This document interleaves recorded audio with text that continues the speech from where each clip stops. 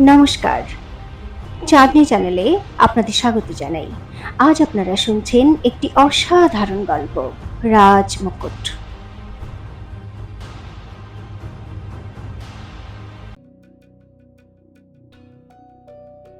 রক্তাক্ত বীরেন্দ্র প্রতাপ ধীরে ধীরে নিস্তেজ হয়ে যাচ্ছিল, কিন্তু ওর চোখ এক দৃষ্টে চন্দ্রাবতীকেই দেখছিল। কিন্তু এই দৃষ্টিতে না কোনো ঘৃণা ছিল আর না কোনো রাগ, বরঞ্চ একটা গভীর ভালোবাসা লুকিয়েছিল। এই ভালোবাসা শুধুমাত্র চন্দ্রাবতীর জন্যই ছিল, যা চন্দ্রাবতী পরিষ্কার দেখতে পাচ্ছিল। চন্দ্রাবতী ভিতরে ভিতরে কেঁপে উঠল। এই জন্য ওর হাত কেঁপে উঠেছিল, আর ওর হাত থেকে তলোয়ার খসে পড়ে গিয়েছিল। বীরেন্দ্র প্রতাপ জেনে শুনে এই কাজ করেছে, ও মনে মনে বলল।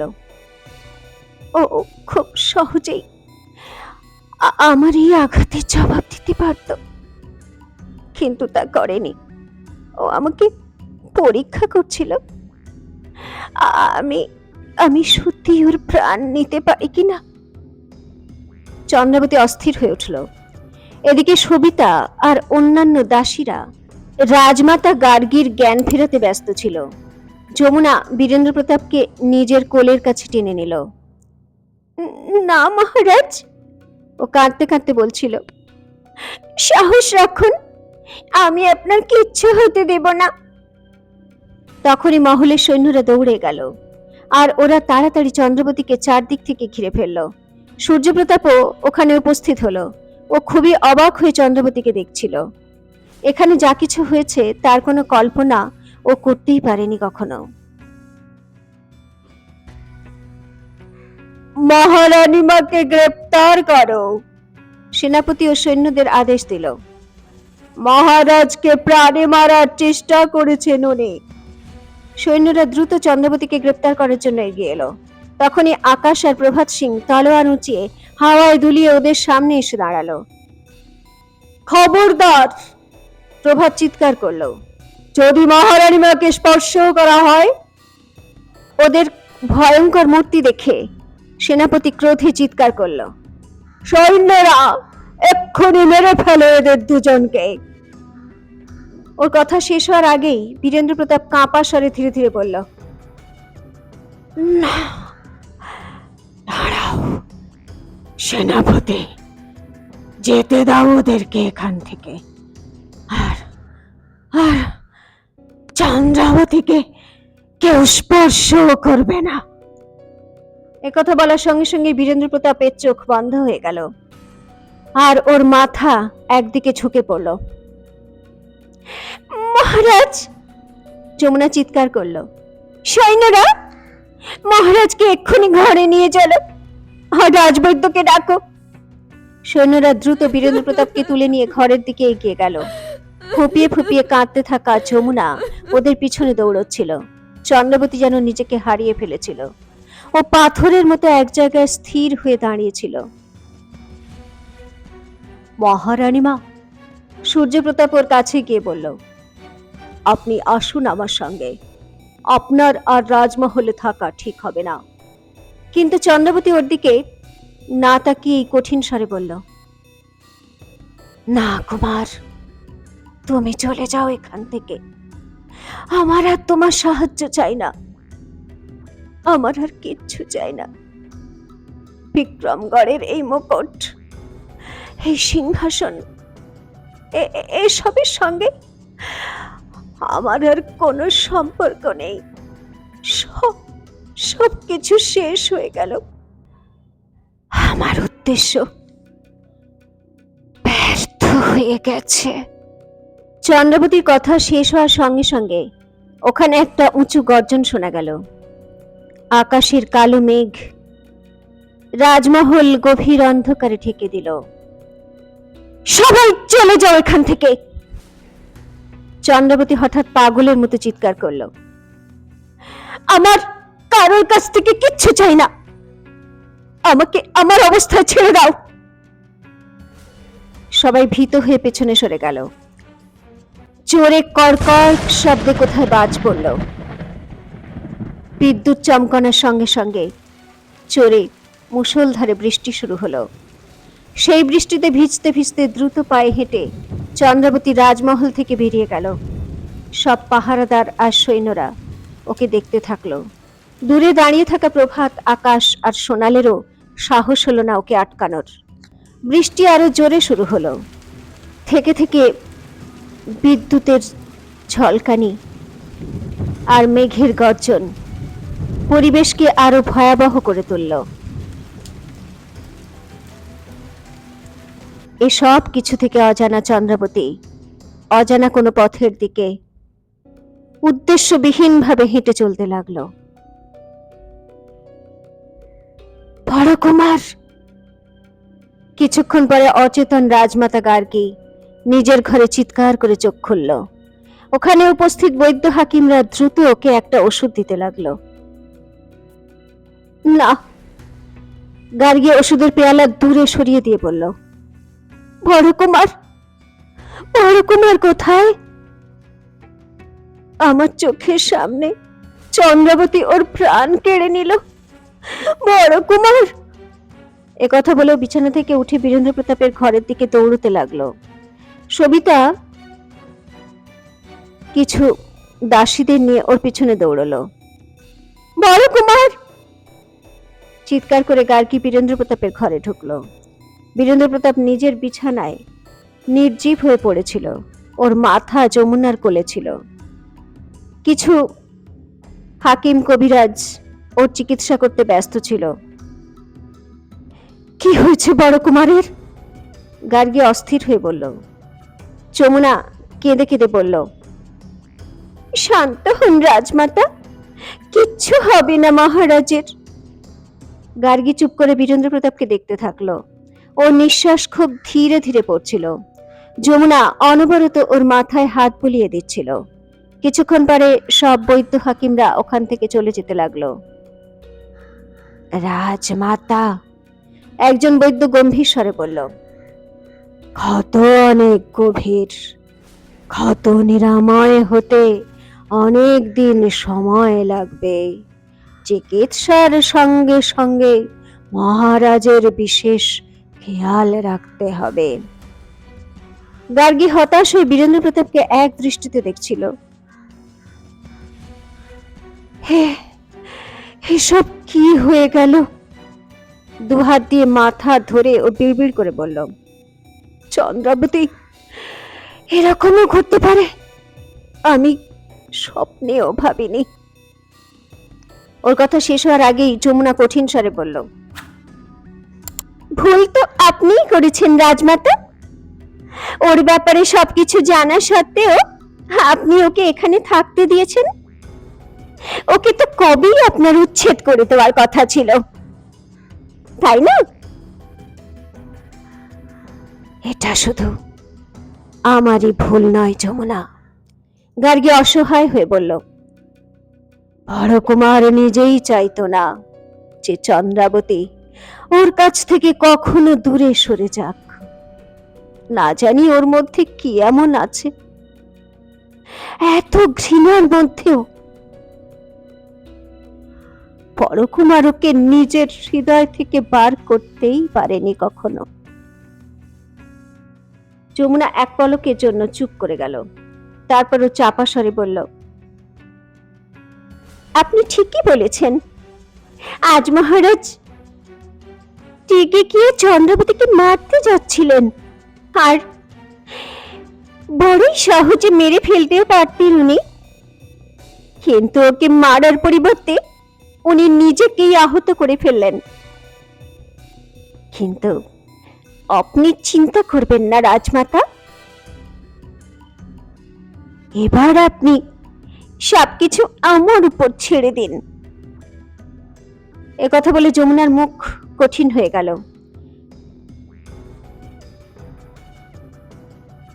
সন্ধ্যা হয়ে গেল। বৃষ্টিও নিজের দেশে ফিরে গেল। কিন্তু কালো মেঘে তখনও আকাশ ছেয়েছিল।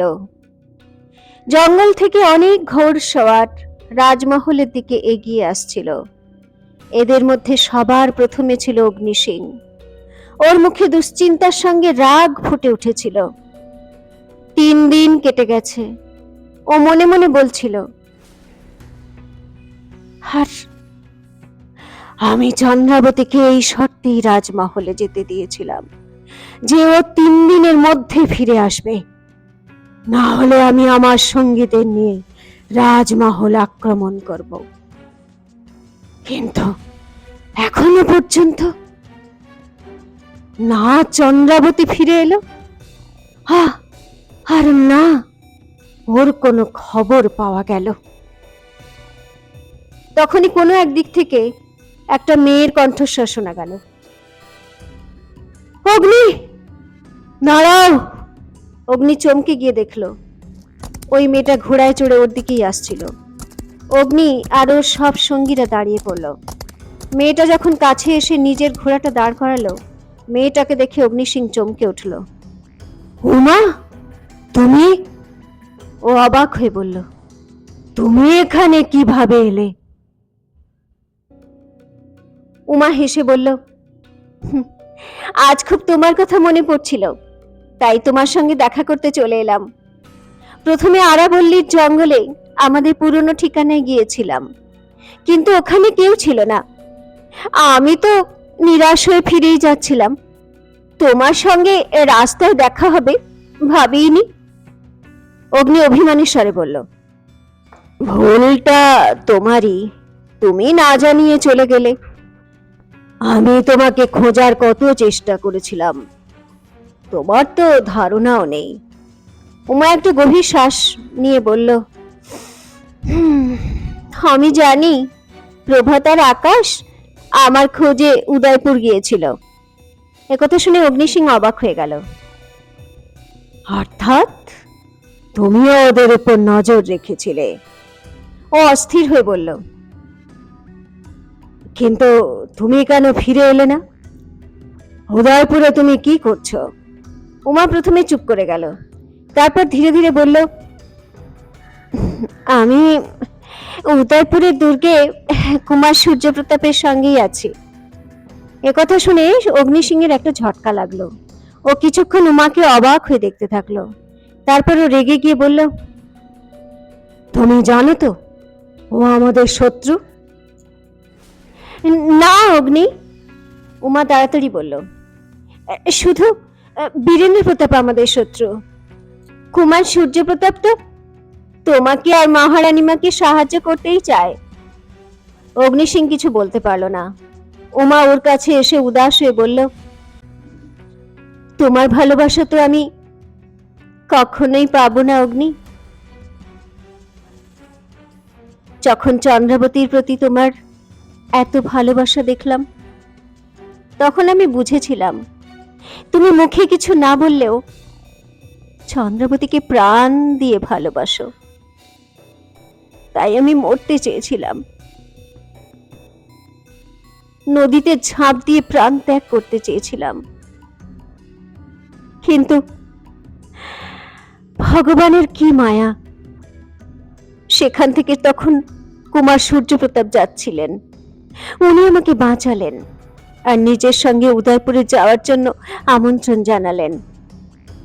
একথা শুনে অগ্নি বিদ্রুপ করে বলল, তুমি ওই সূর্যপ্রতাপের চরিত্র সম্পর্কে কিছুই জানো না উমা। সহজ সরল মেয়েদের বুঝিয়ে সুঝিয়ে তাদের ব্যবহার করেও।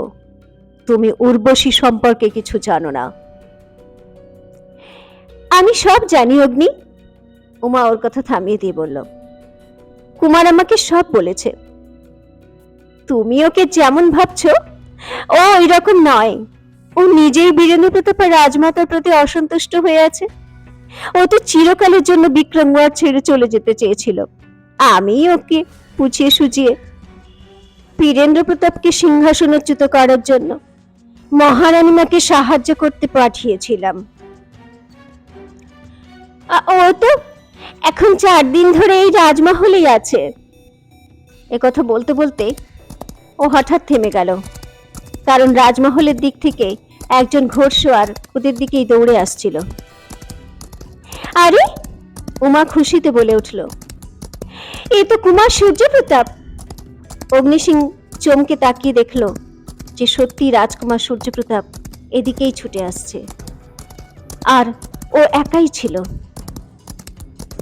আরে উমা, ও অবাক হয়ে বলল, তুমি এখানে কি করে এলে?